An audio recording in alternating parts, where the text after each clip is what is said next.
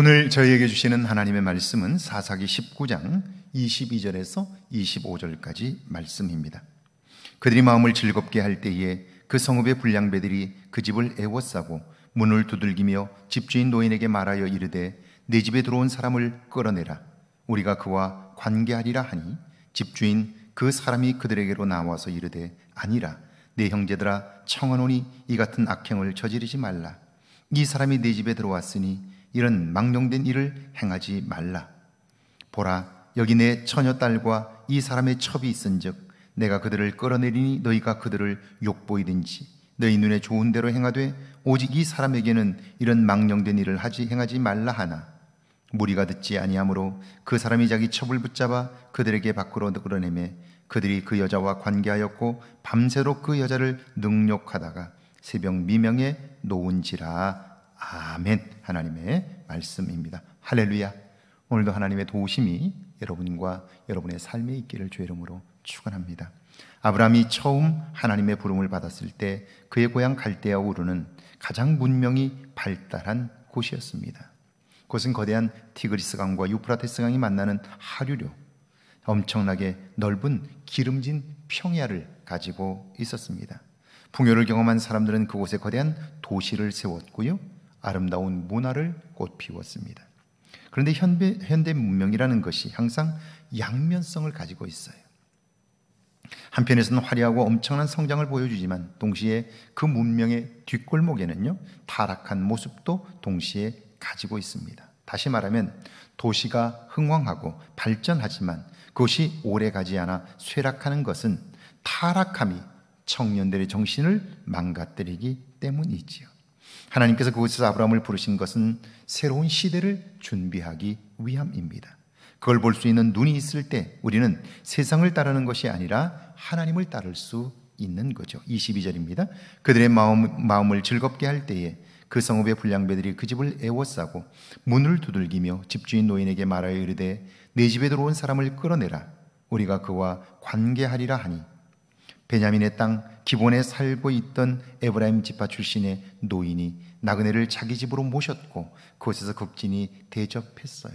그런데 바로 그때 베냐민 사람들 중 불량배들이 그 집으로 몰려왔고요, 나그네를 끌어내라고 요구합니다.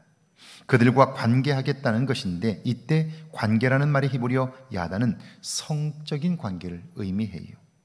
그러니까 그들은 이미 동성 간의 성적인 행위를 하고 있었고요, 하나님의 말씀에서 너무나 멀리 벗어나 있었던 거죠.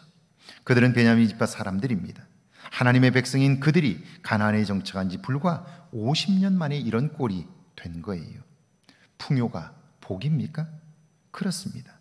그러나 그것을 주신 분을 잊어버릴 때 그것은 마치 독약 같이 되는 거죠. 23절입니다. 집주인 그 사람이 그들에게로 나와서 이르되 아니라 내 형제들아 청하노니 이 같은 악행을 저지르지 말라. 이 사람이 내 집에 들어왔으니 이런 망령된 일을 행하지 말라. 집주인인 그 노인이 그들을 말립니다.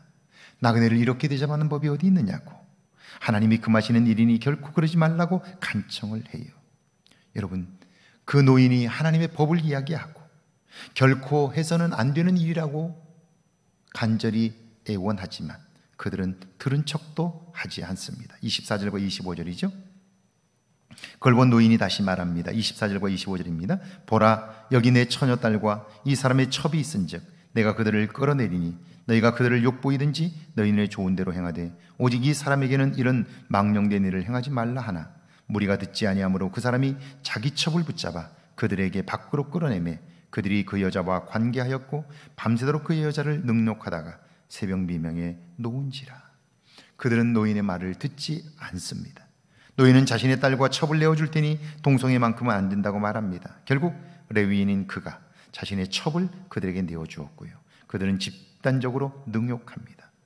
베냐민 지파 사람들, 그들은 분명 하나님의 사람들이었습니다. 그런데 지금 그들에겐 하나님의 사람의 모습이 전혀 없습니다. 왜 이렇게 된 걸까요? 신앙은 우리가 끊임없이 가꾸고 우리가 변화되려고 기도하고 경건을 훈련하지 않으면 변질되게 돼 있어요. 시간이 지나면서 변질되는 것을 우리가 알지 못하면 결국 하나님에게서 멀어진 모습으로 하나님을 대적하게 되는 거죠. 오늘 하루도 하나님 주시는 은혜로 새로운 변화를 경험할 수 있기를 주의 이름으로 축원합니다. 함께 기도합니다. 내 안에 타락한 모습은 없는지 돌아보게 해달라고요. 마지막까지 하나님의 말씀을 지키려는 노력이 내 안에 있게 해달라고요. 함께 기도합니다. 하나님 아버지, 은혜와 사랑을 감사합니다. 내 안에 타락한 모습은 없는지, 변질된 모습은 없는지 돌아보게 하옵소서. 마지막까지 하나님의 말씀대로 살고자 하는 노력이 내 안에 있게 하셔서 말씀에서 떠나지 않게 하시며 말씀을 따라 살게 하옵소서.